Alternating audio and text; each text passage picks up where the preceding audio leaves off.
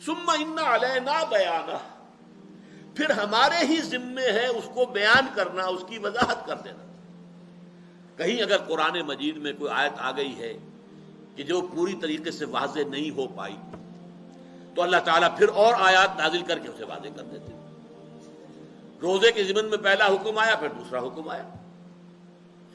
اسی طریقے سے کلالہ کے بارے میں حکم آیا سورہ نساء میں، لیکن اس کو کچھ صحابہ نہیں سمجھ پائے تو دوبارہ آخر میں آخری آیت سورہ نساء کی پھر وہی ہے، یستفتونک قل اللہ یفتیکم فی الکلالہ، اے نبی یہ آپ سے پوچھ رہے ہیں کلالہ کے بارے میں، تو کہہ دیجئے اللہ تعالیٰ تمہیں فتویٰ دے رہا ہے۔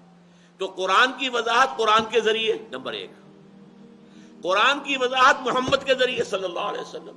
حدیث نبوی کیا ہے؟ حدیث نبوی قرآن مجید کی وضاحت ہے۔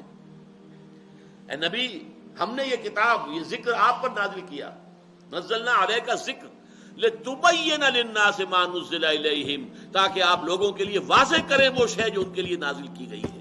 یہ فرض منصبی ہے محمد رسول اللہ صلی اللہ علیہ وسلم۔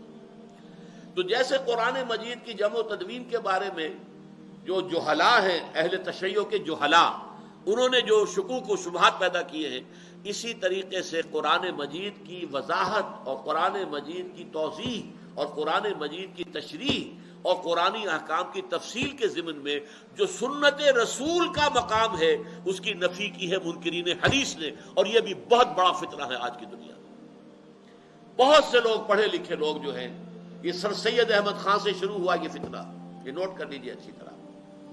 سر سید احمد خان ایک اعتبار سے بہت مخلص آدمی تھے، مسلمانوں کے مخلص، مسلمانوں کے سیاسی مفادات کے مخلص، یہ سب کچھ، لیکن انہوں نے مفسر قرآن ہونے کا جو ایک اپنے لیے ایک مقام حاصل کر لیا اور متکلم قرآن بن گئے، علم کلام کے بہت زبردست ٹھوکریں کھائی ہیں، بڑی گمراہ کن باتیں کی ہیں۔ انہی میں سے ایک یہ جو ہے حدیث کا استخفاف، حدیث کی کمی، حدیث کی توہین، اس کا سب سے پہلا سرا جو ہے وہ سر سید احمد خان۔